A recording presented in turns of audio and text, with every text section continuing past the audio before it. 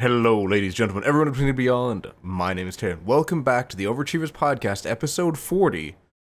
30 used to be young, you know. Joining me today is a pretty common guest, one who is in fact over 30. Well, I am under 30. Please help me welcome John. Wow, I think that's probably my least favorite intro I've got. Why is that? You just instantly go for the age and our horrific I mean, it's relevant for the game discrepancy. we'll be discussing today. That's true, it is, very relevant. So I'm not just doing it to be mean. I'm doing it because it has relevance, and it's funny. It is funny. Okay, I definitely thought you were doing it because we literally were talking about age, the second No. before we hit record. No, even the episode title's a quote from the game. I did recognize that, don't you worry. So that's kind of where I was going with that. But it just, we were coincidentally talking about age. We were, it's true. So as to not keep the viewers in suspense, though they already know what it is. John, what game are we going to be discussing today? We're talking about Clair Obscur Expedition 33 today. Oh, damn, the game that everyone's talking about, the game that will probably be Game of the Year, and honestly, I can't really contend that. Yeah, I mean, mild spoilers, I guess. It's currently number one for me. We'll see if anything else tops it this year. Honestly, same. Yeah, I'm not surprised. I thought it was going to be, I had a number one, and that number one just got bumped down to number two. Oh, interesting. Yeah, I just kind of, before this one, I had, a list of, not even, contenders, honorable mentions, probably, and, as soon as I played this one, it was, easy to slot in at number one, but we'll see for the rest of the year. There's still time. Okay. But I'd be surprised. This was great. Honestly, so would I. Yeah. So before we, get properly started, Yes. are we doing, full spoilers in this podcast? Because I feel like we kind of have to. Yeah, so yeah, before we really get into it, this episode will be completely spoiler-filled and not spoiler-free.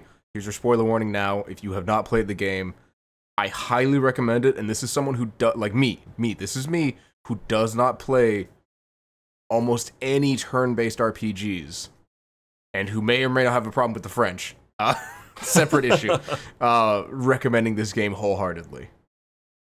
Yeah, I obviously recommend it too. But yeah, I think we're going to be talking about story spoilers, gameplay spoilers, things that happen at the very end of the game. So Absolutely, if you haven't played it yet, probably save this podcast. Yeah, go back, play the whole game.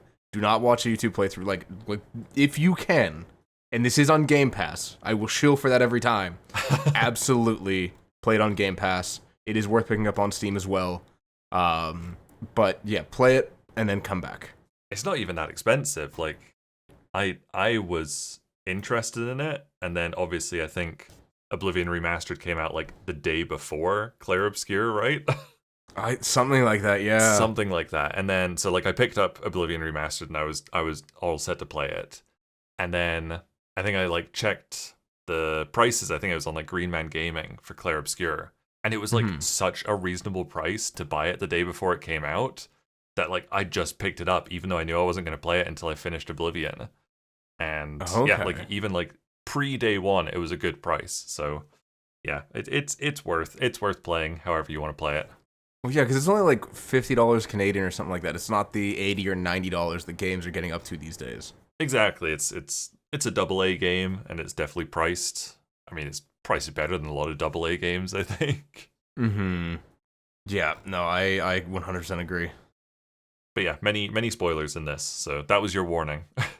Okay. No, I completely agree with that, and I think it's a valid warning. I mean, yeah, we have to talk about some parts, especially if we're just gonna talk about the game together, how we played differently and stuff. Mm-hmm. No, and it is gonna be very different, I think. Yeah, I'm interested to see that. I don't know when we'll talk about that, our parties or things like that. I'll put it in there somewhere. Okay. All right, so I guess jumping into it, John, can you give us a quick rundown of what Clair Obscur is for those who are uninitiated? Oh man, I went for a really quick description. That's fine. I said it's a turn-based JRPG with active combat. It's still turn-based, but you have to, you don't just press A to select your lightning bolt move and then wait until it's your turn again. You have to time your button presses with your moves to make them do the most damage possible. And you will also have to dodge or parry during the enemy's moves in order to reduce your damage and maybe get to counterattack yourself. You know, a little bit like a more interesting and refined version of like the Super Mario RPG combat, or like Paper Mario, because that's also like slightly active, but I think this takes it to a whole nother level. Okay, I would agree with that. I would also say it's more of a, it's an examination of grief and loss for, well, it's an examination of how grief and loss can affect others. Yes. Yeah, I'd agree. I mean, yeah, there are a lot of themes in this game, I think. I mean, like the bare bones of the story is there is this paintress in the world, and once a year she writes a number on her monument, and anyone of that age will instantly die. And that's kind of the premise of the story. And that's all I wrote about it.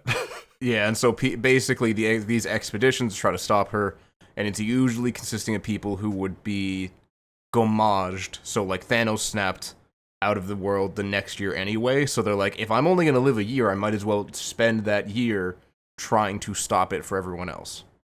Yeah, and I don't know. I don't know how much you looked into like the story or anything before you started playing, but I didn't look into it at all.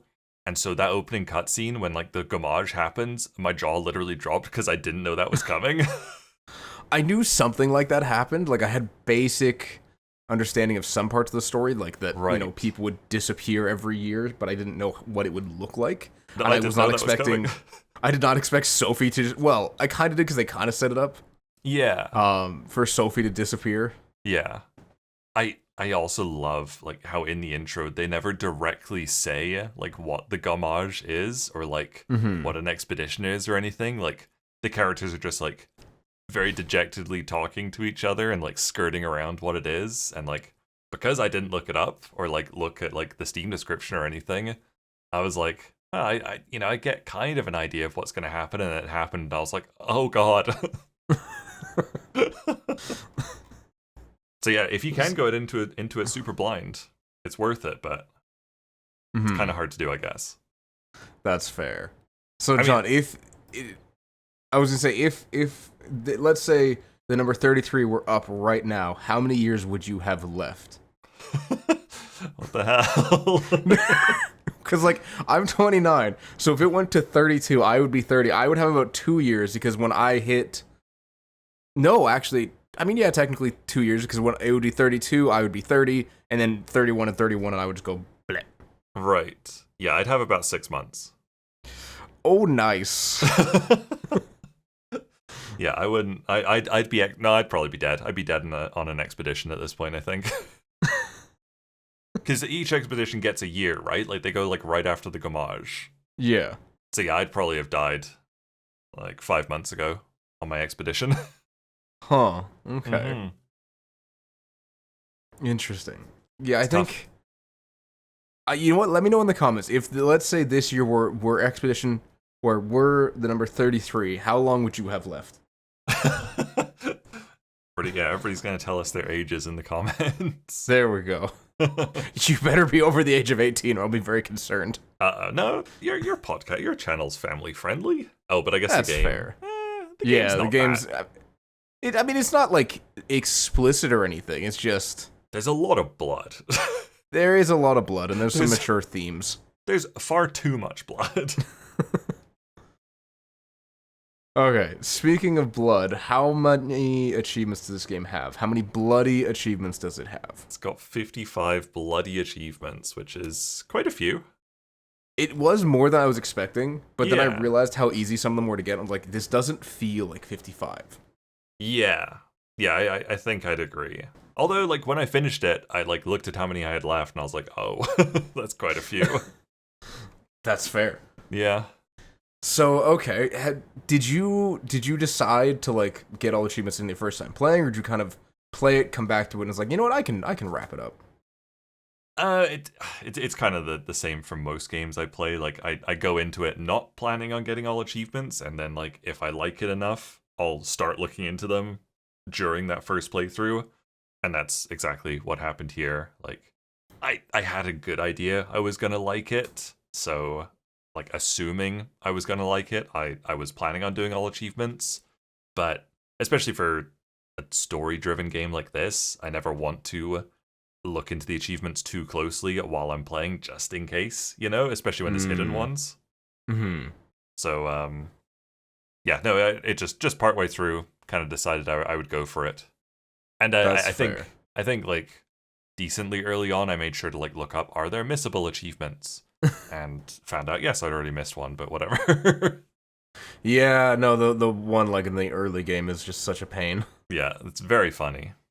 Um, Mm-hmm. same for you, I assume, or did you go in? No, because we talked about it, and you did not plan on getting all achievements at first. No, I checked it out because I was like, oh, Game Pass, I'll give it a crack, and then just I think it was somewhere near the middle or end of Act 2 is when I decided to do it. Okay. Okay, interesting. Yeah, I think probably after like that first cutscene for me, I was like, yeah.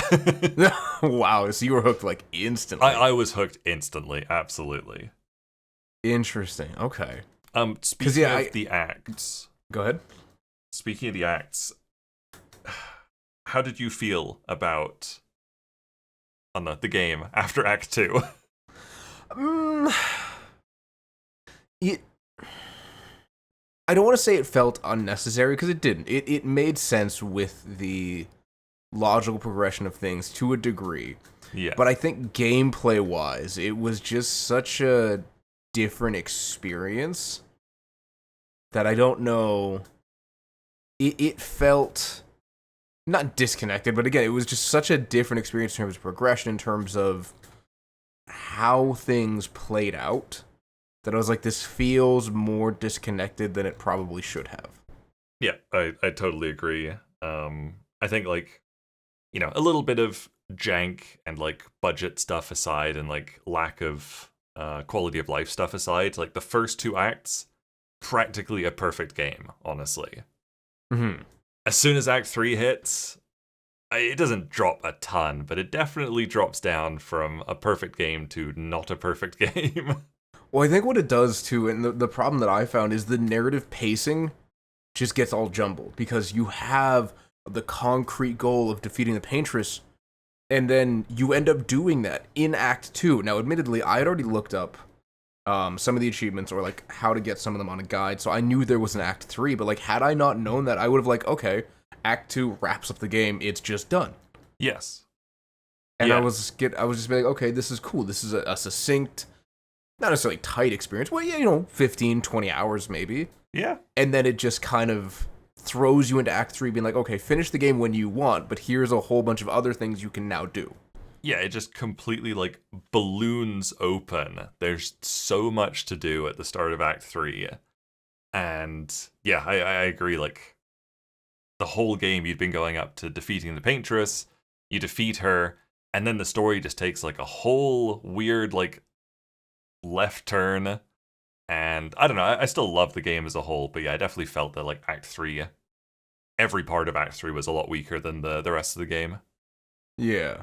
Especially like when you start Act 3, like there's literally like choice paralysis. There's so many different places to go, and if you're like playing blind everywhere you go, you're suddenly just getting like one shot and like tickling enemies, not doing any damage to them. So Yeah. it was not... weird. Yeah, I literally had to Mhm. look up like what the hell do I do in Act 3, and I found a very, very useful guide. Yep. But yeah, just weird that you have to do that. Mm-hmm. Anyway, I just wanted to, talk about that a little bit. I think honestly what would have been better narratively speaking is having the end boss of Act 3 be the Act 2 end boss, and then have the Paintress be the end boss for Act 3. Like you just swap their positions, and then you can say, okay, we're gearing up for the final confrontation, so we need to really make sure we're prepared. Yeah, Yeah, I agree, honestly. Yeah. And like keep all the super bosses, but yeah, I definitely liked the homage to the Paintress story. Yeah. Hmm. Yeah. Yeah. Interesting. Like, I understand it's a different threat because, okay, so instead of dancing around it, the Paintress, you stop her, so like, oh, people are no longer getting homaged. Turns out, though, the entire world you're playing in is fake, in the sense that it was a painting created by Verso, one of the characters you're playing in the world. Basically, Verso, Mael, aka Alicia, and Clea are all siblings. Clea is the oldest, Verso's the middle, Mael is the youngest. They live with their parents, Renoir, and I can't remember the wife's name. Aline. Sorry? Aline. Aline, thank you. And Aline is the paintress. So basically, they are at war with the writers. We don't really get more information on that. What we do know is they basically set fire to the painter's home. Mael was caught in that fire, and Verso sacrificed himself to save Mael.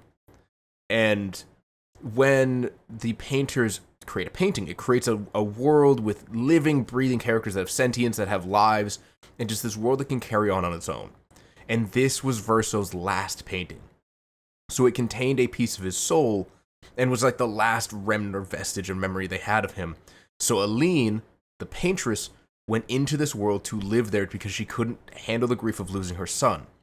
Renoir followed her in, was trying to get her out of the painting, and was slowly destroying the people of the world every year as he gathered more power. So every year he would eliminate a certain age group of people just because that was how he could eventually destroy the world as a whole.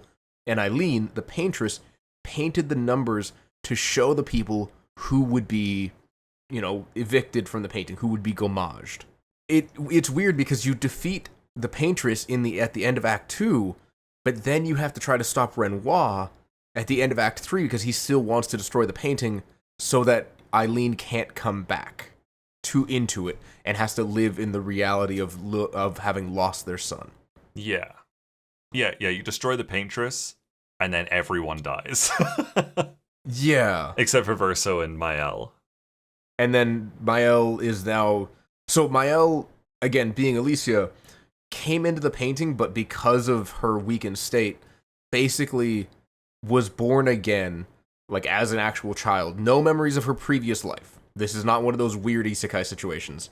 Then she grows up for 16 years believing she is Mael until those memories are returned to her and she understands who she actually is, being Alicia, and gains these powers to manipulate the painting and actually stop their father.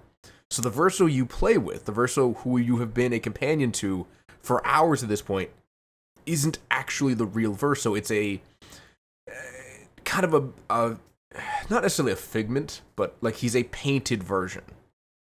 Yeah, because the real Verso's memory is still in this painting, but that's not who you're playing as or playing with. You're right, it is. I think it's a painted creation that Aline painted. Because Renoir calls him Eileen's finest work. Right. Because he's so lifelike and so close to being the real Verso. Yeah. I think it's a wild story. It is. And I think narratively it would have worked better. Let's say you get to the monolith where the paintress is, and then you discover Renoir in the basement, and you fight him to convince him to help you stop Eileen, but maybe not necessarily destroy the painting. Then you go, get Elisa's memories back, Mael gets her powers, and then you can fight the super bosses, get strong enough to make sure you can properly fight the paintress, and then you can have the final confrontation between Mael and Verso, which we'll talk about a little later. Yeah. Yeah, I don't know. It's I probably could have done without all the like external stuff like out of the painting. Like it definitely was like a little bit of a bummer to be like, oh, literally everything I've done for the last 20 hours or something is like not the real world. It's just like it's a dream place. Yeah, kind of. I feel like though it does have more consequences in the sense that it is a world that persists, that grows, that does exist. Yeah, I don't know, it just kind of feels bad that they're like, oh yeah, the real conflict's outside the painting. It's between like the painters and the writers. Everything in here, it doesn't really matter, honestly. Yeah, that's fair. Yeah, but I mean, I'm quibbling a little bit. I still love this game. And that's it's understandable because it raises the question of what is more important, the world between, say, the writers and the painters that's real for them, or the world that's real for the people within the painting. Yeah, like all the creations, like Verso and Lune and Ciel. Because they're still like living, breathing people. They can die, they can have children, they can carry on in a world that, for all intents and purposes, is real to them. Yeah. Yeah, and I mean, it's real to us as the player for the first 20 hours or however long it takes you to get through Act 2. Mm-hmm. Yeah, honestly, pretty fascinating narrative structure. Yeah, no, I agree, but it's definitely not something you could do more than once. No, I agree. Like they probably felt like they wanted a twist, and yeah, they had their twist. That's fair. Okay. So we kind of, sorry, we went on a bit of a rant there, but yeah, I agree with the qualms about the pacing.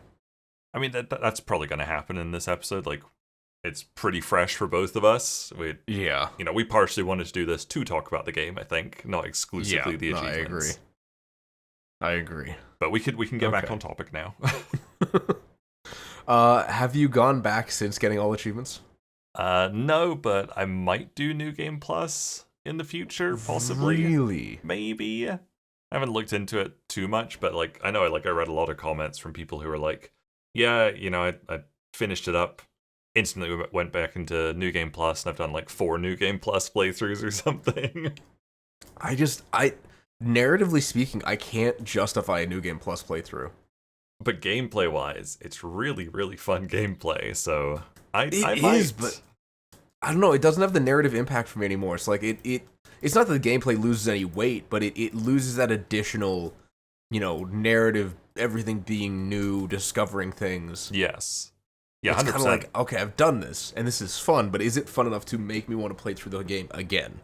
Yeah, I think also if they make some quality of life changes, like make the Pictos and Lumina menus not awful, then I might go back to it. Yeah. Well, because I agree. I was reading, there's like 190 Lumina, or God. Pictos, sorry, that you can choose from. Yeah. And like, you can't sort them by, you can only sort them by like health, defense, offense. You can't sort them by like, oh, this does this on break, this does this for free aim, this does this for other specific categories, which might have to explain a little later. Yeah. Well, I'm guessing if people are this far in, they're probably decently familiar with the game now. Fair.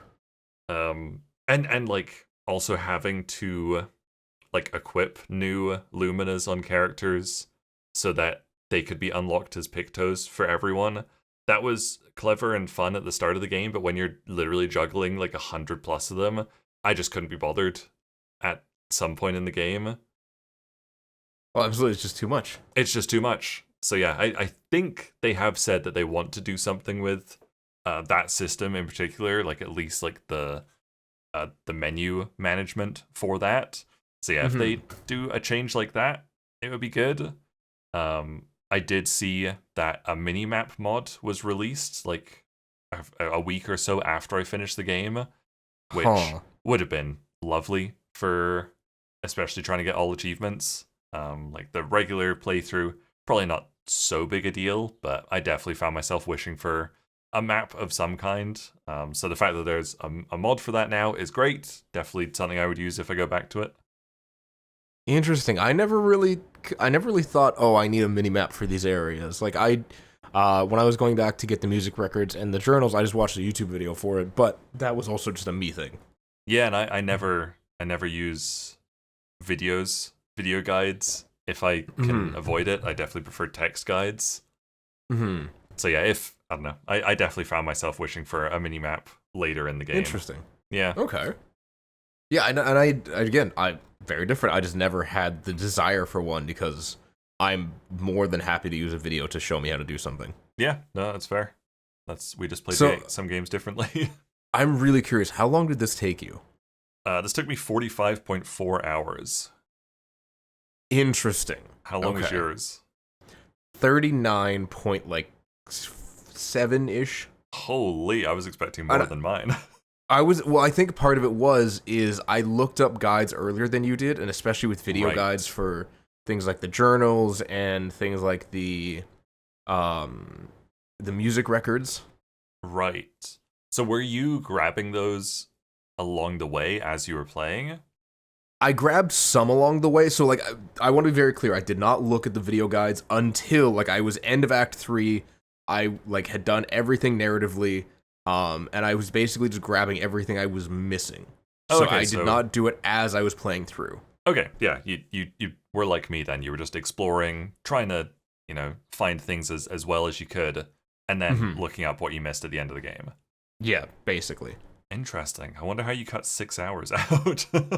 Yeah, I'm guessing maybe it was on certain fights if I tackled them at a later time, or because I was looking up. Admittedly, I was looking at party comps before, like during kind of Act 1 and Act 2. Right. Yeah, and I think I only looked up builds in Act 2. Yeah, so maybe that was just from playing a bit more blind. Yeah, and I think just again some of the running around at the end to find stuff. Yeah, maybe you got more on your first way through or something. Maybe, I have no idea. No. But I was doing like the video guides like helping me to show me directly, and then I could just 5 seconds of the video, fly over, get it. True, I definitely got lost on a couple of parts. I honestly trying to do something I would have absolutely gotten lost multiple times. Okay, here's the thing. There was one record, I can't remember which one it was, but I was looking up how to get it. Just couldn't find it myself. It was in like Yellow Orchard or Autumn Orchard, something like that. Okay. And like I knew it was in there, couldn't find it. Looked up a guide, and it was like, oh, go to this checkpoint and then go east. And I was like, what the fuck do you mean go east? There's no compass, there's no map. And I was like, this is stupid. So I went on to the IGN guide next. And it was like, okay, just get to this flag, then go east. And I was like, what are you talking about? You can't go east, there's no directions. Drove me crazy that 2 separate guides would use cardinal directions that aren't in the game. There was a compass, wasn't there? Oh wait, no, there's only a compass in like the overworld. Yeah, but like in the actual level, no indication what like north or east was. It drove me crazy. Well, John, what direction is the sun rising in? I don't know.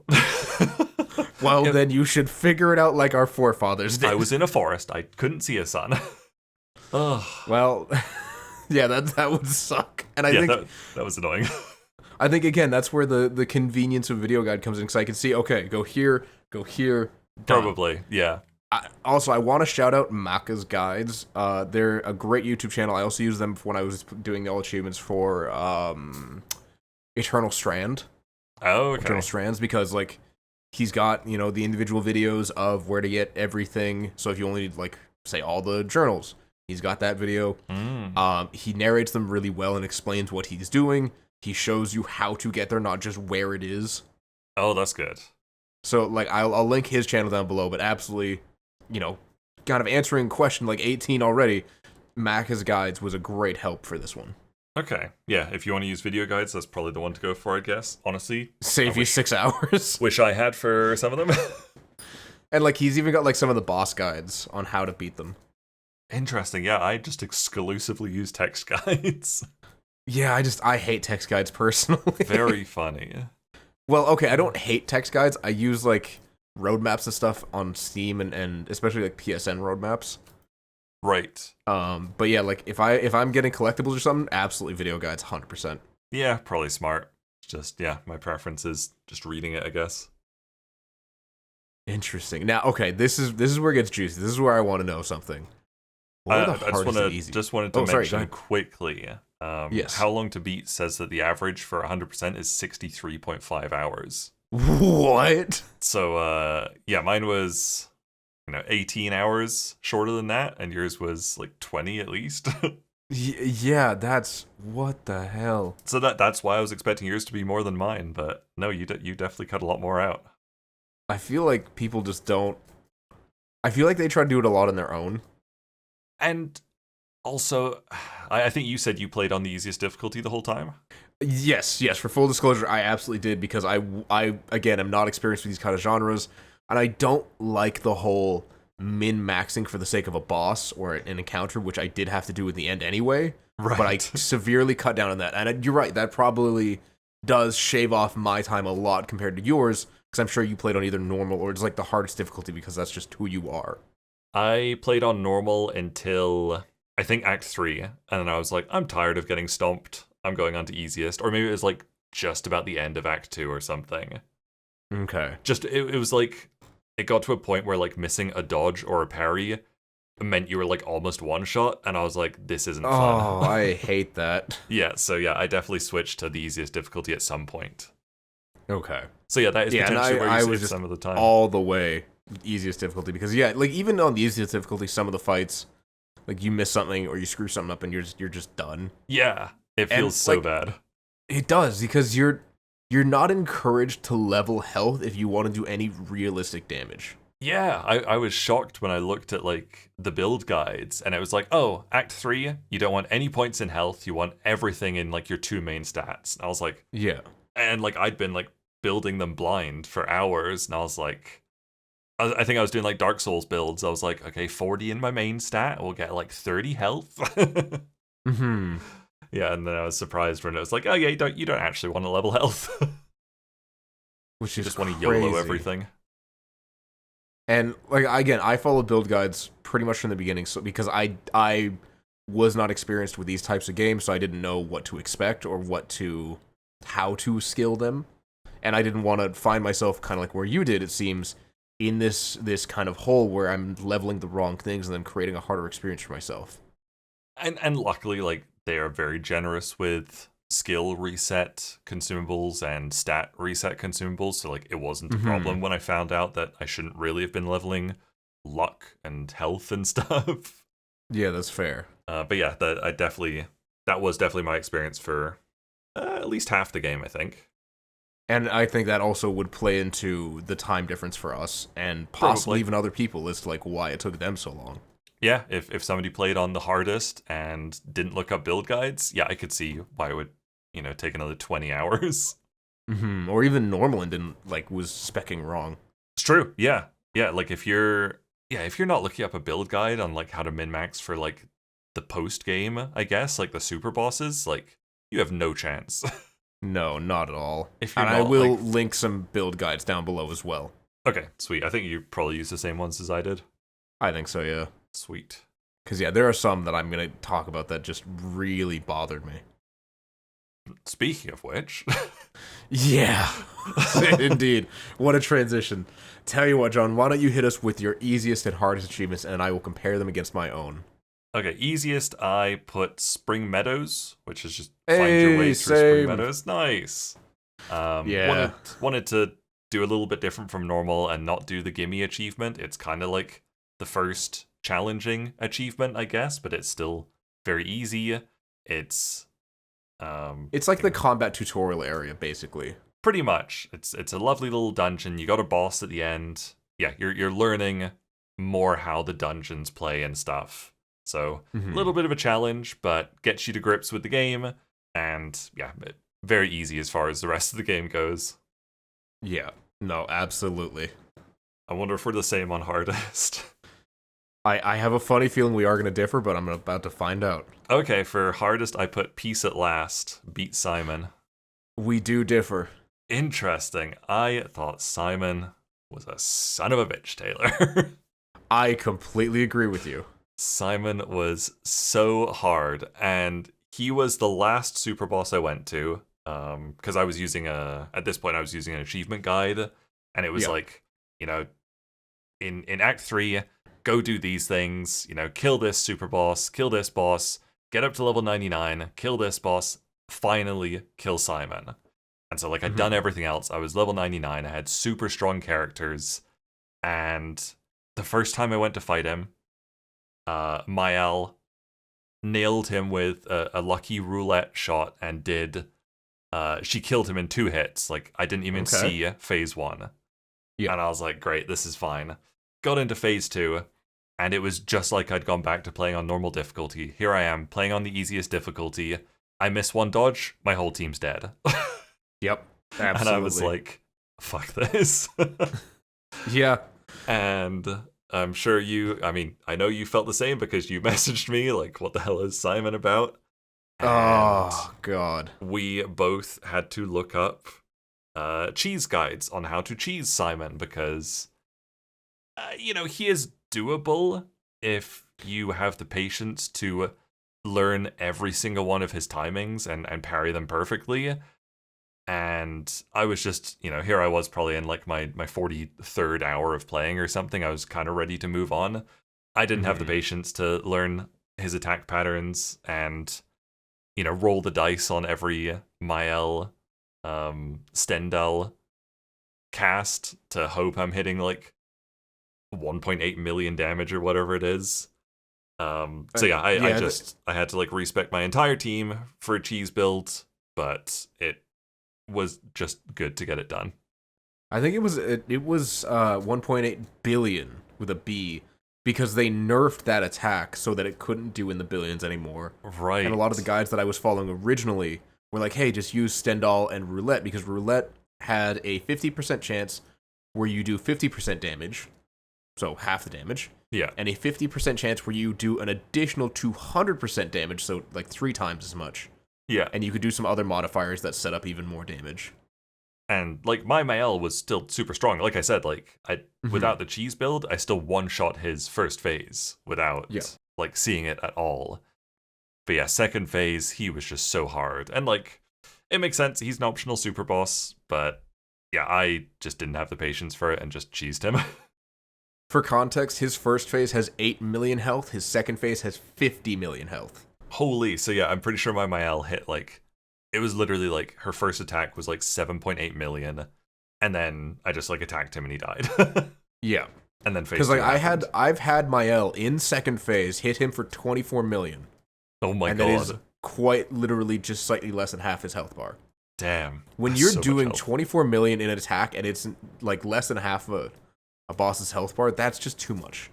And on top of this, Simon also has attacks where he can remove the dead from the field entirely. Right. And you can't revive them. And then when he gets down to a quarter health, he just does this attack where it doesn't matter if your party's dead, he will wipe out whoever's all against him, just completely out of the game, like for that combat encounter, and then you have to send in your backup party if you have one. Right. And yeah, when I got to him, I had only focused on my main team and my backup party was literally useless. So yeah, like I think I saw that and I was like, nope, not doing this. Give me a cheese. Right? It was insane. Yeah. What a crazy difficulty spike. And it comes out of nowhere from a narrative perspective. Yes. Yes, it does. Like he does have narrative relevance when you get to meet him, like when you understand who he is, but finding him is A, difficult, B, just completely out of left field. Yeah.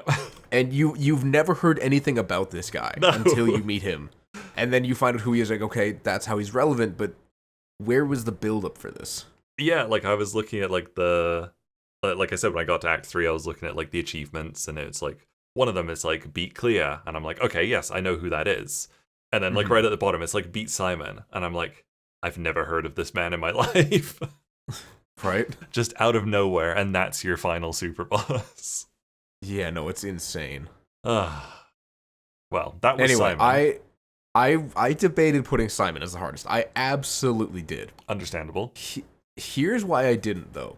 You can build out your characters and you can cheese him. Like, there is an opportunity to make that easier. Yes.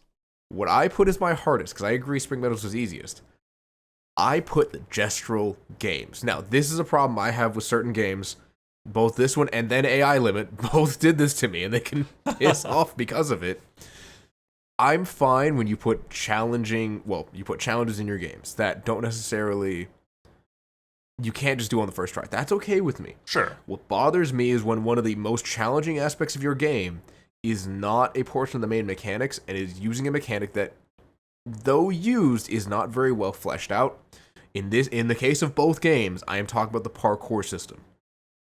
Because the stupid parkour and parry systems that you need to use for the tower and the volleyball game specifically were absolute garbage. Yeah, they're so janky. They're so like barely implemented. They barely function in this game. You know, they're not part of the core gameplay at all. Just yeah, I didn't have that as my hardest, but I had it as another one.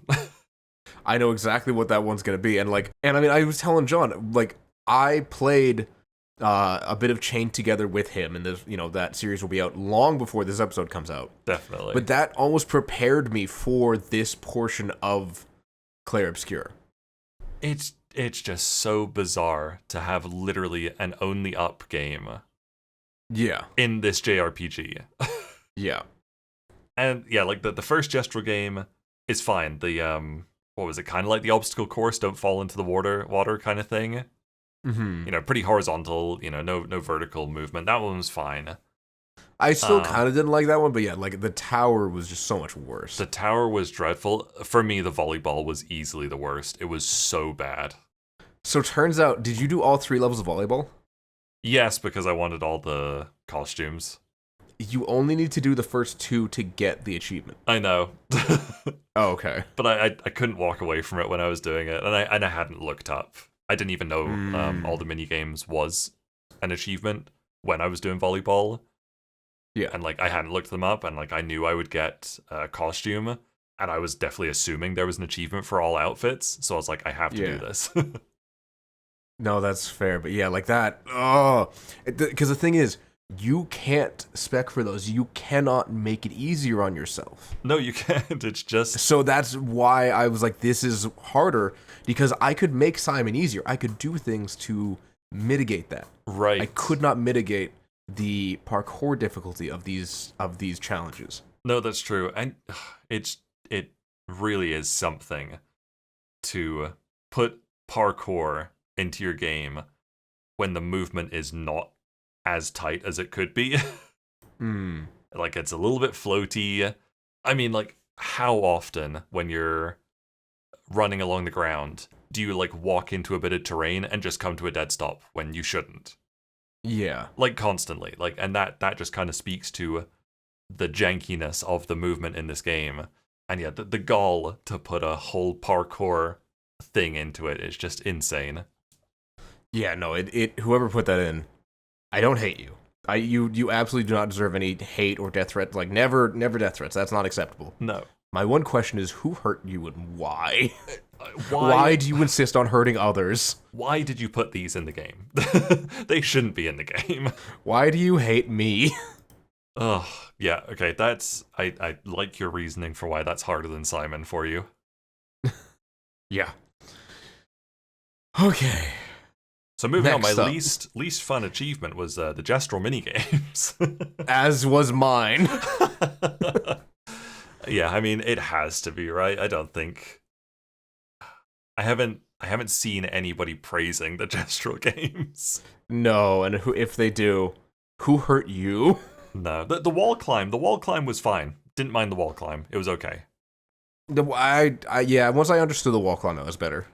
It definitely could have been a bit, because you climb 3 paths, dodging things falling down.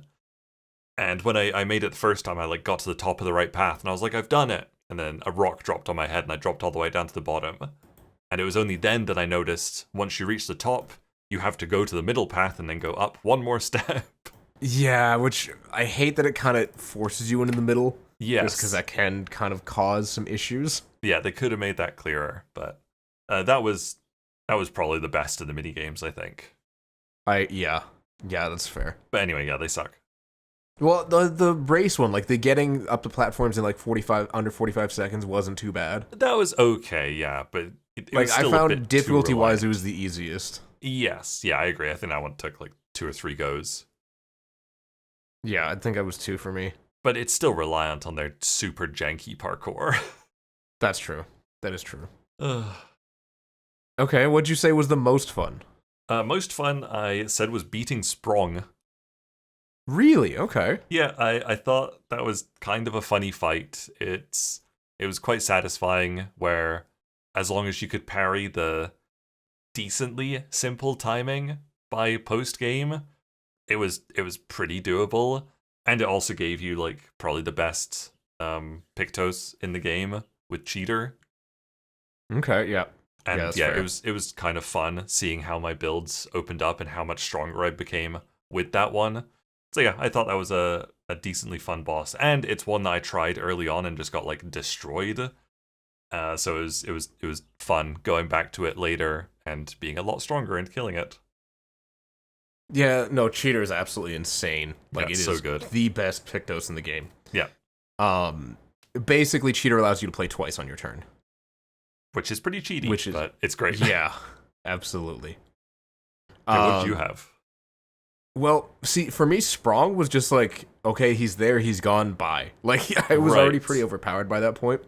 I put Legend, which is meet Eskie, because Eskie, I will maintain, is best girl, even though he's a boy. I dislike SKA. Really, Yes. I loved him so much. He's such a free spirit, but not in a way that like pisses me off, at least. He pissed me off a and- bit. He's just like, oh, whatever, hugs, and just he's all just smiles and happy. Yeah, he was just like a little bit too like lol so random for me at times. Okay. I just remember like one time, like I think like Verso was talking to him and SKA was like, "Oh, we need to be more wee than woo," and I was like, Yeah. "Fuck off." See, I enjoyed it. It felt very on point for SK. Like, it felt very, that's his personality. He was a comedic foil to the more serious, brooding Verso. See, I just don't feel he was necessary because like I think literally every character wasn't afraid of injecting a bit of humor into things.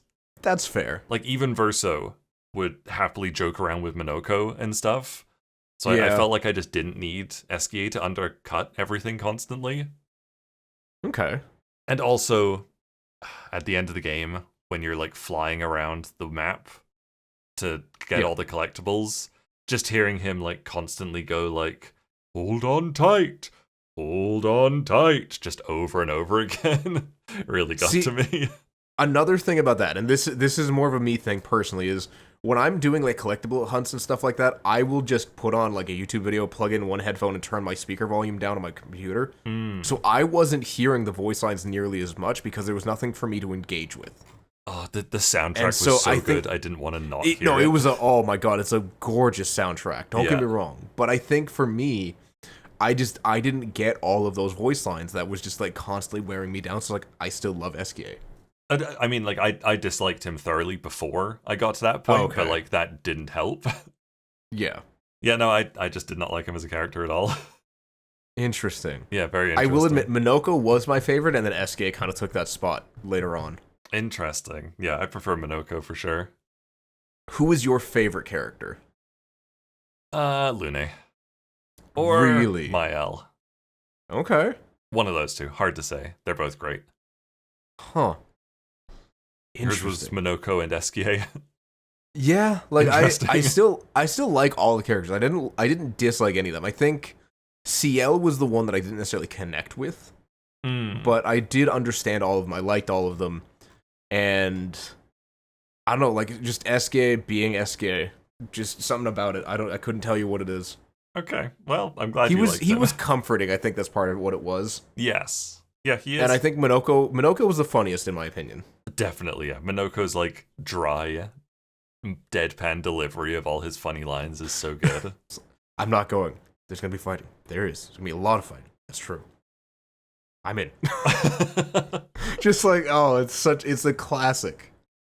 or when like I don't know if I assume you had to do one of his side quests to max his. Oh, I rank did all out. their side quests. But when like you go to the Resurrection River or whatever for Noko, and like you have to Yeah. fight Golgra, and like Minoko's like, yeah, I'm gonna fight you, Golgra, and Golgra's like, okay, let's fight, and like Minoko turns to Verso and he's like, please help me. Yep. Just so good, yeah. Minoko's great. Oh, I love Minoko. Okay. Now, this one, I don't know if it's going to be similar for Steam, but on Xbox at least, the rarest one was finding all of the music records. Yeah, same for Steam. It's 9.6% of players have that one. Oh, interesting. See, I don't get why. I mean, I kind of do, but I kind of don't. I think, hang on, was that the last one I got? Yes. Yeah, it was the last one I got. Only 2.39% have got it on Xbox. Holy wow. Yeah, 9.6 is really high for rarest achievement, I think. It's probably the highest we've seen on this show. Possibly. I can't remember. I think there was one that had it over 10%. Oh, okay. And I will say that finding all the journals is literally 0.1% higher. Yeah, see, I thought that would be lower. I think it's because you can miss a record, but I don't think you can miss a journal. See, because for me, though, you have to beat Simon to get the journal. Yes. There isn't a boss of equivalent difficulty for the music records. But you can literally lock yourself out of a record. Can you? Yeah, you can lock yourself out of 2 records. And if you lock yourself out of both, you don't get the achievement. Well, because I know Lumiere, the one you can miss at the very beginning, you can find later on when you go back to Lumiere. Yes, but there's What's the other another one. I wrote it down, actually. I didn't write it down, actually.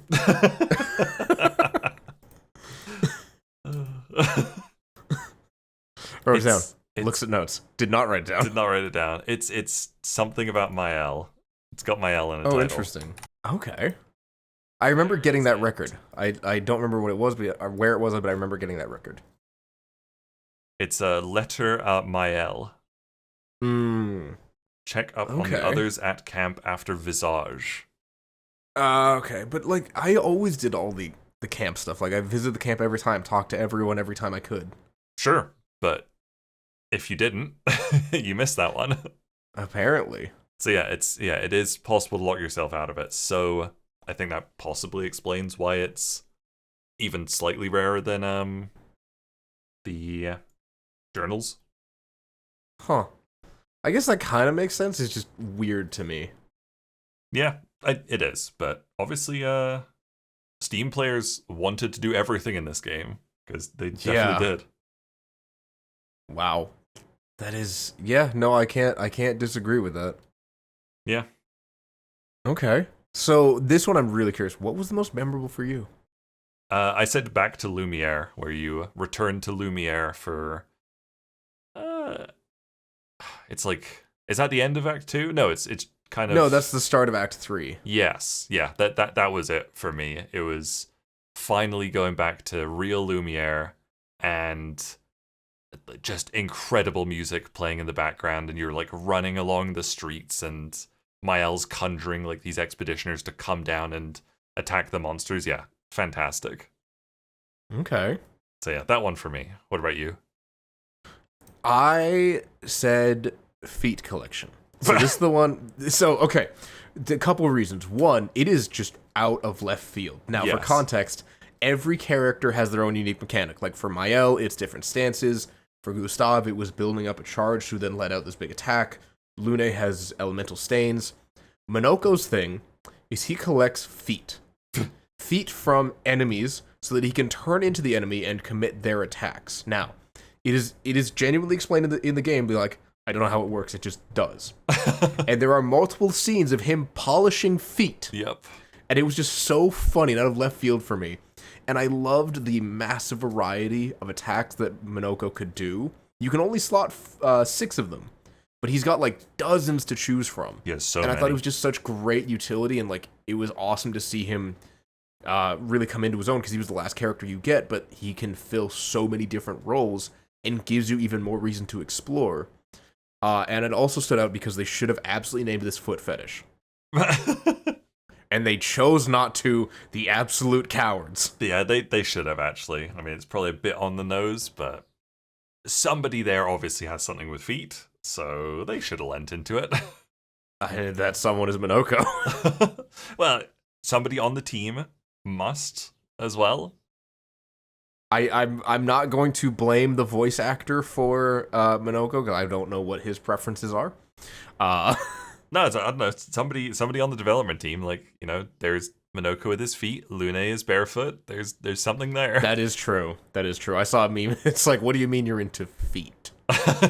And it was Lune saying that. Yeah. It's like, girl, what do you expect? You got those dogs out. She does have those dogs out. You started using Minoko like as soon as you unlocked him, right? Yes. When I unlocked him, I was already quite set in my ways, and I did not use him until I had to cheese Simon. Interesting. So when it came time for me to do the feet collector achievement, I think I only had like 4 of his skills unlocked or something. That might have also saved me time because I was carrying him Yes. through every battle, just like going through getting everything. Yeah, I had to use a guide to find the exact enemies to go kill with him to get their feet to get the achievement at the end. Mm-hmm. So, yeah, that would also explain why you're a bit faster. That's fair. Okay. Now, okay, I'm curious then, and this is probably an obvious question. Probably. Did you romance a character, and in which character did you romance? You can romance more than one character? No, you can only romance one of them. Oh, CL, right? Huh? Huh? You didn't know you could romance Lune? No? Yeah. What? As Verso? Yes. I had no idea. I guess Yeah, because so CL's option came up first, and I was just like, sure. I rejected CL knowing. Well, I also knew you could romance Lune because once the CL option came up, I was like, hang on, who else can you romance if anyone? Oh, I didn't even look it up. I was like, CL makes sense for Verso. I accept. Well, so with Lune, if you can reject CL, but your relationship will still deepen with her. Right. And with Lune, same thing. You do the relationship things. You do her side quest. And then eventually, when you give some of the right answers, her level 7 thing is she'll go ask you if you want to go play music.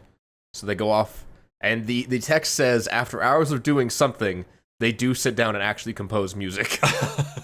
Oh, interesting. The CL one, you do it with CL a lot. Yeah, even if you reject her the first time, she still comes back and tries to, get jiggy with it. Oh, interesting. No, I genuinely had no idea there were actual options. I thought the CL one was just part of the story. No, CL or Lune, you can choose, or you can choose neither. Well, that is very funny. I had no idea. And I was like, I was sure, based on how much you're talking about Lune, it's like, oh, he absolutely romanced Lune, no question. I mean, Verso didn't feel like me, Interesting. Okay. So yeah, CL made sense for him. See, the way I read it was, as Verso, he would recognize that yes, it is harder to get into an emotional relationship given the nature of what he is and who he is, and the fact that, oh yeah, by the way, he's immortal, narratively speaking. He's lived for 100 years. Yes. Separate issue. But with CL specifically, because she lost her husband and, spoiler alert, her unborn child. Yeah. It felt like she would be connected or not hung up on her husband. That's the wrong phrasing, but she would never be able to fully move on from him. Right. And I feel like Verso would look at that and be like, okay, I'm happy to be a friend, but I'm not necessarily the right one to help you move past your husband. Right. And especially that was reinforced more when there was a line when you were stopping the paintress, and it was it was when they learned that Mael might be able to bring everyone back because her powers of painting the world that they're in, and CL just goes, I would leave you for my husband in a heartbeat. Yes. Yeah. And which is totally fair, absolutely understandable. Yeah. The emotional connection, the years they built together. But it demonstrates that I think CL was not necessarily the wrong choice, but not necessarily the right choice for Verso. No, that's totally fair. Maybe neither of them were. I think that would be fair too. Yeah. Huh, funny, yeah, I had I no just, idea. I just feel like Luna had, Less going parent on. issues. Verso had parent issues. They could bond over shared trauma. Very true. They both played music. Yeah, you're right, yeah. There felt like there was more for them to connect on. Yeah, you make a good point. So I just, again, so surprised because I absolutely thought you would romance Luna. Yeah, I probably would have. Are you going to do another playthrough just to romance Luna? No, but like I would in my next playthrough if I do it. That is fair. Okay. Okay. So this one I think I know the answer to, but it might be different from mine. Is there an achievement you would remove from the game? Like, not an achievement specifically, but like just get rid of the gestural minigames completely, and by extension their achievement. Agreed. Yeah. 100%. They are just so unrelated to the rest of the game. They do not need to be there. I think even keep the games, remove the achievement for them, though. So that way people can still get the swimsuits and stuff if they want them, like you did. But then they don't feel obligated to if they don't care about the swimsuits. There's got to be another way of... Honestly, just stick them in a shop somewhere. Take the stupid minigames out. Or let me fight swimsuit-clad mimes for their outfits. Oh, God. Because that's how you get, like, most of the outfits, is just from fighting the mimes. Like, that's true. Yeah, there's no real reason for the minigames. I hate that there's a mime that you can make your characters bald. Oh god, is there? I might not have found that one. Yeah, I think you can make Lune bald. Oh, that's one of the hairstyles. No, I definitely didn't find that. Or I put it out of my mind as soon as I got it, maybe. Okay. So is there an action or way of playing you feel there should be an official achievement for? Yeah, on that topic, there's no achievement for collecting all the outfits or hairstyles, and I was very surprised there wasn't, so it definitely could be. I feel like maybe not collecting all of them, because I did kind of appreciate not having to collect all of them, given the amount of work that goes into finding all of those stupid mimes. Yes. Yeah, me too. What I think I would want is like an achievement where you change the hairstyle and costume for every character in the party. Ooh, that's a fun one. And it's just like, it's just like have one be one of those like parody movie titles instead of Expedition 33 being like, I don't know, this is more kind of on the spot, but like Expedition, I don't even know what I would call it. Insert but just like have it be like a here. spoof, like a spoof movie title. Yeah. It's just like it's the spoof versions of what the Expedition should look like. Yeah, no, I like that. Yeah, like change every character into so they've got like different outfit and different hair. Mm-hmm. Yeah, that would be a good compromise, I think. Because yeah, getting them all is cool, but like it's just a lot of work. I mean, so are quite a few of the collectibles. That's fair. Which is why I was surprised this one wasn't. I'm always surprised when you don't actually have to 100% it. Mm-hmm. So, okay, I guess we kind of talked about this, but you are technically able to soft lock yourself out of an achievement. You can soft lock yourself out of a lot. Really? Yeah, more than we've talked about. What else can you soft lock out of? So, at the very start of the game, in Lumiere, before the Gamage cutscene, that's true. Okay, there's a mime there, and if you miss it in your first playthrough, you either have to go into New Game Plus after finishing the game, or you start a new save file for it. Mm-hmm. Not too big a deal, but definitely missable, and was the very last achievement I got. That's fair.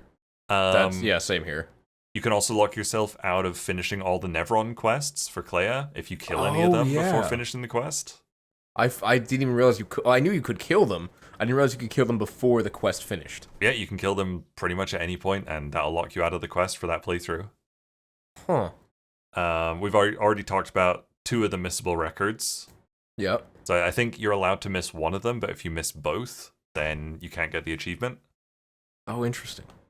If you miss picking up a key in the prologue, then you're locked out of getting one of the journals.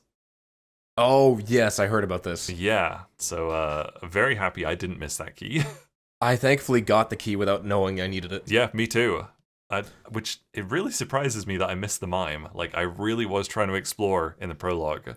And, like, I even went over to that stage where it's by and just didn't notice it. Huh. And then one more, if you make the wrong choice with Mael in her level 6 dialogue, then you're locked out of maxing her friendship. Oh, or I did whatever. hear about this. Yes. Okay. Again, yes. one that I very luckily managed to blindly pick the right choice for. I did know about that one because it was just like in one of the guides I was following, just didn't even talk about it. It's just like, by the way, when this happens, you need to click this one option. Ah, yeah. I mean, like, it, story wise, it makes sense to do it, but like, yeah, that's a very seemingly small choice that can completely lock you out of an achievement. So yeah, there's a lot of ones you can miss. That's fair. Okay. No, that is absolutely fair. Okay. Okay. So, we already know the answer to this one, but how many times do you need to play it to get all achievements? If you've got a guide the whole time, like just once, realistically. Without a guide, anywhere from 1 to 2 times, depending on, again, what you lock yourself out of, what you miss. So for me, it was like 1.02 times because I had to start a new save file, kill the mime, and that was it. That's fair. That's fair. I think it's hard to say do it with or without a guide on your first playthrough because, like, I do want people to go in blind, but at the same time, you can just save yourself a good amount of time if you know what to do. I would still recommend playing blind your first playthrough, at least most of it. Fair enough. It is a wonderful game. Yes, I think it hits a lot more if if you don't know some things are coming. Which you do if you're listening to this. That's fair. No, that's absolutely fair. Okay. Okay. Was the mime not the last one you got, by the way? It was the last one for me. Okay. I'm sure it was last for a lot of people. So, I kind of know this one already. Does the game reward you for getting all achievements? Not really, like not in-game as much. Yeah. Yeah. I kind of wish there was something on the title screen, but I don't know what I would want. Yeah, I don't know. Or like, this would fit in this kind of game, like an outfit or something for getting all achievements.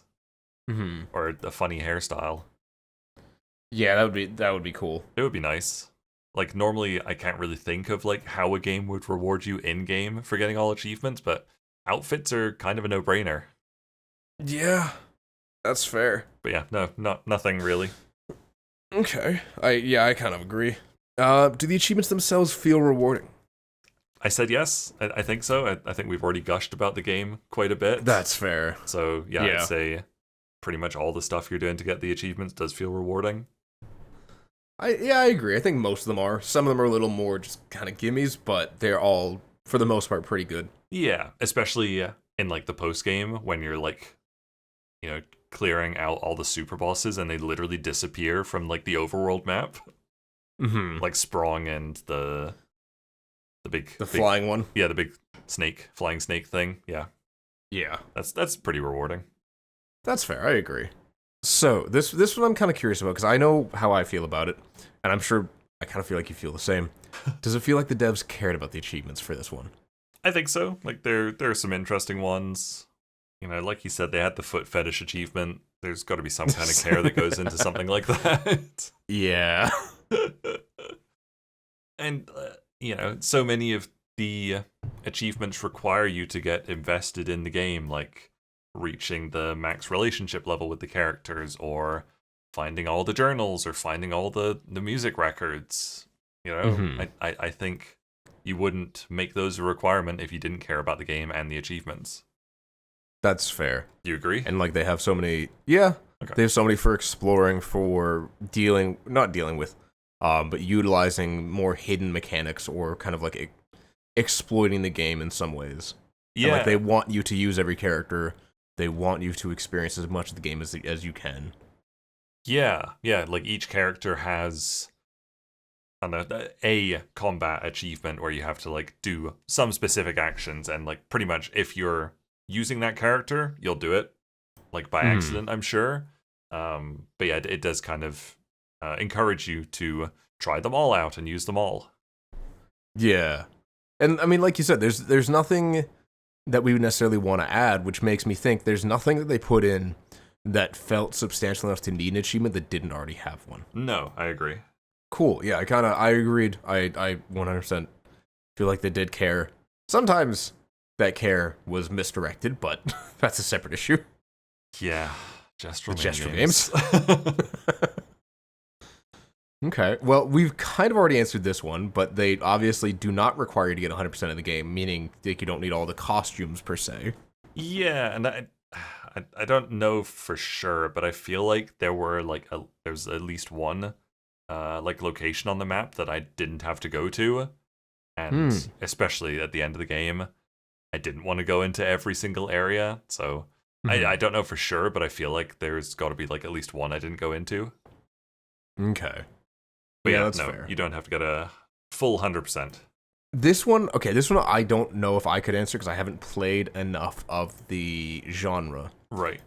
But for you, someone who's much more experienced with the turn-based JRPG genre, do the achievements feel unique for said genre? I said sort of. Okay. Like a lot of them wouldn't be out of place in something like Persona, like especially the reach max relationship level with a character. Like, yeah, like doing all the social links, maxing a social link in Persona is pretty much exactly like that. Okay. But obviously the achievements related to the ones we just talked about, the character-specific combat style, feels really unique, I think. Like, you're not going to see something like that in typical JRPGs. Yeah, that's fair. Okay. So, yeah. I would not know, so. Sort of. Okay. No, fair enough. Like I said, yeah, I don't have enough experience with the genre to know. No, that's fair. Has this changed the way you look at the game, and do you regret this experience? No, I wouldn't say I regret it. Like, I knew I wanted to do all the post-game content anyway. Like, I feel like even if Simon didn't have an achievement, I still would have done it because interesting. I wanted to beat every super boss and do every story beat I could. So having the achievements was just kind of a handy roadmap of what I needed to do to experience everything the game had to offer. So no, I don't think it's changed how I look at it, and I don't regret it because I would have done pretty much everything anyway, except for probably the gestural games. Except I said I would have done them to get the costumes, so yeah, who knows? Oh, that's true. I think it did, going for all achievements did sour me a little bit on the experience just because of like the gestural games, because of something like Simon, who felt just out of place by comparison, especially going back and fighting Renoir after Simon was just like the difference was disgusting. Yes, yeah, you can. How much easier the final boss of the game was to the super or optional super boss, which I get that happens in JRPGs, but like it's so. Well, I mean, it's that ludonarrative dissonance, right? It's that cognitive dissonance of this is not the final boss, but it's significantly harder than the actual final boss. Yeah, and all they needed was a bit of guidance in Act 3, but like the fact that they open it up completely, and you can literally go from finishing Act 2 at like level 50 or something, you can very easily grab all the weapon upgrade materials and grind a couple of specific areas, and you can just go right from Act 2 to being level 99 and just sweep through the actual final boss of the game. It just, I think they opened it up too much. Basically what I did. Yeah, I'm sure. That's what I did too. Like I looked up a little Act 3 guide, and it was like, you should probably like train a little bit and then probably go do the final boss and then do the post-game stuff. And I was like, nah, you're all right. I'm going to max out my characters and everything and then go just crush it. No, and absolutely. Like, it felt so weird to experience that. And I mean, I'm probably more sensitive to it given that I, again, don't have that experience. And yeah, like honestly, they should have really just ended it with Act 2. Like maybe defeat the Paintress, go right on to Renoir or something, and then it opens up for the post game. Like no Act 3 or anything. When you can fly and you can go anywhere and grind up to level 99, that should have just been post game. It's very strange to have the final boss. You can do it at any point in the huge open world after this point. I think though that would also like break the narrative in my opinion because like again the once the narrative is done it should be done. It shouldn't just be it's done and now go do all this other stuff. Especially the way the game ends. Yes. I don't know. I can always suspend my disbelief a little bit, like when you like finish a game, you get the ending, and then it just like reloads your save before the final boss fight. I'm always okay with that because I usually want to go back in and do stuff. I'm okay with it as a concept. It's just I never do it to the point where I do the final boss and then go back. I always do it before the final boss. Right. Yeah, just sometimes you don't get the choice, I guess. But you could have in this. That's fair. Yeah. It's just, especially given this game's whole focus was on its narrative, it would feel more disconnected, in my opinion. Yeah. Yeah, I don't know. I already spoke about how I do think Act 3 kind of fumbled a bit. Mm-hmm. Okay. So this one, I think, again, know the answer for. Would you recommend people go for the all achievements? And is there a kind of player who would either love or potentially really hate this experience? Like I mentioned a little bit ago, if you want to see all the game's content, then by the time you've done all that, you've pretty much got all achievements anyway. So yeah, I think if you're gonna want to play everything and do all the optional bosses and stuff, you might as well just get all achievements while you're at it. What kinds of people would, enjoy it or hate it? Anyone who dislikes grinding, because you do have to grind for, I don't know, a few hours getting materials and hitting level 99 because there is an achievement for hitting level 99. And anyone who dislikes JRPG super bosses probably wouldn't like it. Fair. What do you think? I see. Here's where I struggle because, like, again, I don't play a lot of turn-based RPGs. It's not really my thing, but this one sucked me in from both a narrative and gameplay perspective, given it's so much faster, so much it's active, just quicker. Yeah, it's active. It's engaging. Yeah. And you don't really get that sense of I need to build a certain character out a certain way until right near the end of the game. Yes. So I may not recommend people go for all achievements, especially given the gestural games that make me want to die. Yeah. But I would absolutely recommend people play the game and engage with it. Right. Okay. Yeah, it is a little harder to say go for all achievements knowing what is there. Yeah, I think the difference is, like I said, even if Simon didn't have an achievement, I would still do him to experience that. But I think you wouldn't have if he didn't have an achievement. No, because I found Simon to be needlessly annoying. Yes, I agree, but still would have done it because I like doing super boss fights for some reason. No, that's fair. It's not really my thing, but hey, to each their own. Mm-hmm. So, okay, one final question. I guess it didn't come up as much as I thought it would. What did your main party consist of? Oh yeah, it never really came up.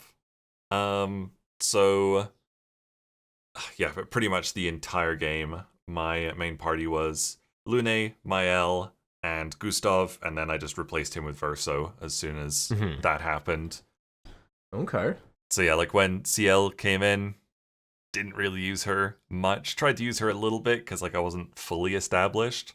But by the time Minoko came in, I was like, I'm not switching from my core 3. And yeah, I just played through the entire game with just those 3. Huh. Yours changed a bit though. Yeah, so I was Lune, Gustav, and Mael at first. Swapped out... Well, obviously swapped out Gustav for Verso. Then I swapped out Lune for Minoko. Okay. And then it basically was Minoko, Mael, and Verso for the majority of my playtime. Interesting. I never really understood CL's mechanic, and I think that definitely didn't help. But then when I did understand it, I was like, it was basically at the end of the game, and she and Mael are who I used to defeat Simon. Yes. Yeah, I didn't use CL a lot, and then like at the end of the game, she literally just kind of becomes a buffer. She just buffs your characters to do more damage and stuff. So yeah, I don't know. She never got a chance to come into her own in my playthrough either. Yeah, that's fair. But I'm just really surprised you didn't like Minoko. Yeah, he just came in too late for me. Like, I was so set in my ways, I just didn't want to change. That's also very you, though. It is. Yeah, it's true. I get comfortable with my characters, and like, later on in the game, like, I wouldn't even have to look at like which skills were coming up. Like, it would get to my L's turn, I'd be like X for skills, right trigger, X for Standell, done. Yeah, that's fair. Yeah. And I think with Lune, the problem is I was using too many like spread skills, so I wasn't getting the damage that I was hoping to. Until you get her ult with Hell. Hell does so much damage, and it hits everything. And I stopped using it before that point. But yeah, that's obviously Act 3 kind of stuff. Mm-hmm. And Minoko just had such good diversity. Yeah, I never experienced it. Very fun. Yeah, and that's really weird. And again, I just enjoyed the character interactions more with Minoko than fair. With some of the others. Who did you run around the world as? Typically Gustav or Verso. They felt like the main characters. Oh, okay. I was Lune. I was Lune for some of the platforming challenges, but that's because I could see you. As Maka put it, you can see like where to jump better when she's not actually touching the ground. Right, because she floats when she sprints or moves, I guess. Yeah. And yeah, I don't know. I just, for some reason, I gravitated both towards Gustav and Verso because they felt like the kind of main characters, given you start out as Gustav and then eventually kind of just replace him with a better version of him.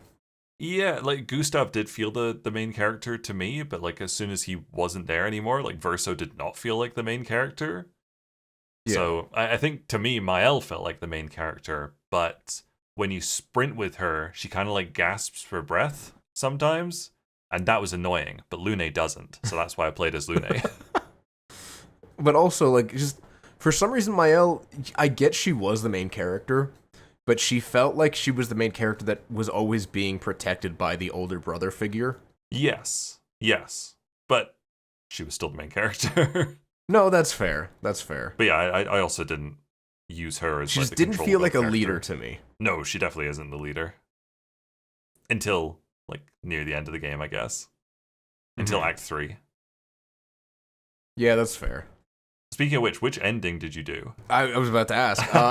So I actually went with the Verso ending. It felt the most...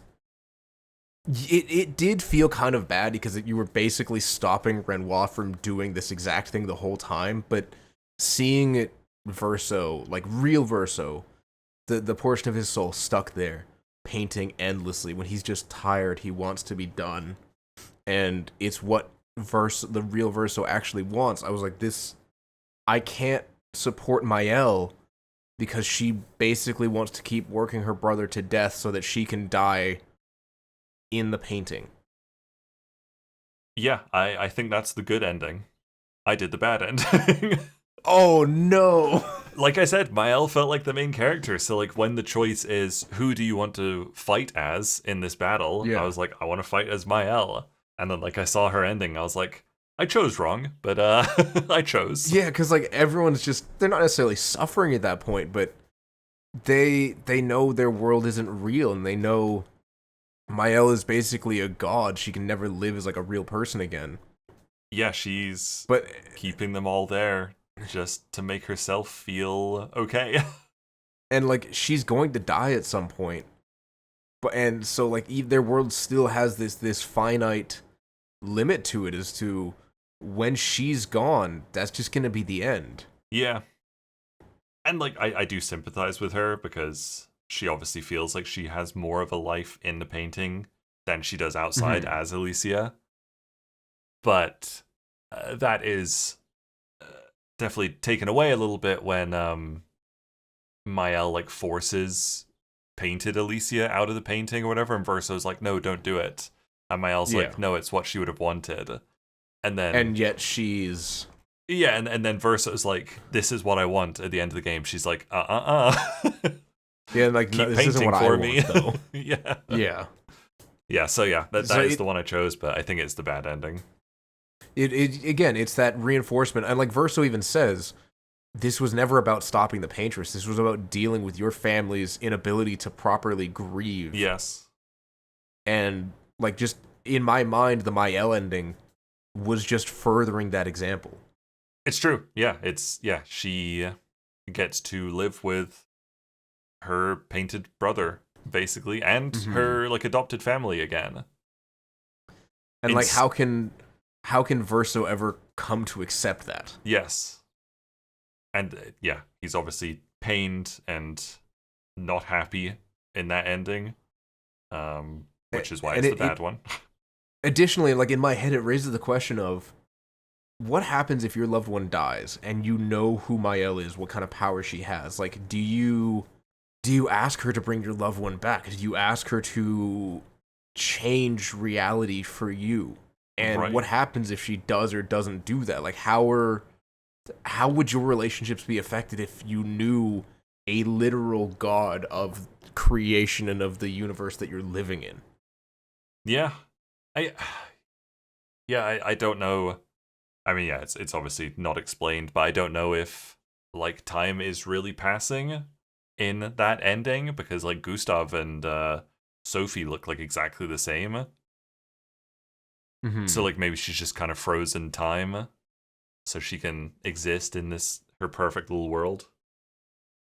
And even then, it's like she's making others suffer so she doesn't have to, which I don't think is right. And I get that Verso's choice means that so many people, I say people, I know they're not real, so to speak, but like so many creatures lose their existence, which is a selfish choice, but is one that I think needs to happen so that the for lack of a better term, real people can actually move on with their lives. Yes, because otherwise they really don't. Literally, Alicia is just trapped in the painting for pretty much forever, and she doesn't come out, and the family doesn't grieve together. And like, what happens if, say, Alicia stays in the painting, if her mother goes back in, if her father goes back in? Like, she's just opening it up for more pain. Yeah, I agree. That's why I think it's the bad ending, and the Verso one's the good one. And I think that's where I saw Verso again more as the main character than I saw Mael as the main character. I guess I just felt like, he wasn't there in the first third of the game, so he couldn't be my main character. Interesting. Yeah. Huh. Yeah, you are very much... And I mean, this also comes with Souls-likes as well. Like, you're much more of a... When you're set, you're set. Yes. Yeah, it's true. And I'm a little more fluid of like, okay, this character has now been introduced, but still to me feels like the main character. I'm willing to adapt. I'm willing to adopt new things. Sometimes. I am also sometimes old man who yells at cloud. And I would have been too if like I didn't feel there wasn't already a main character, and I just felt like Mael was that for me. Okay, that's fair. I can understand that. Well, that was a fun episode. Yeah, no, that was really good. Thank you, ladies, gentlemen, everyone between and beyond, so much for being here. Really appreciate it. Do check out John's channel. And, let us know what you think of Clair Obscur Expedition 33 if you've checked it out. If not, well, you've been spoiled. What do you think of it now? Sorry. We warned you. We did. We absolutely did. Thank you, John, for being here. Really appreciate it. Absolutely. I'm just glad you did it as well so we could both talk about this game, because it was really nice to be able to talk about it. Oh, it was a great experience. I didn't have anybody else to talk about it with.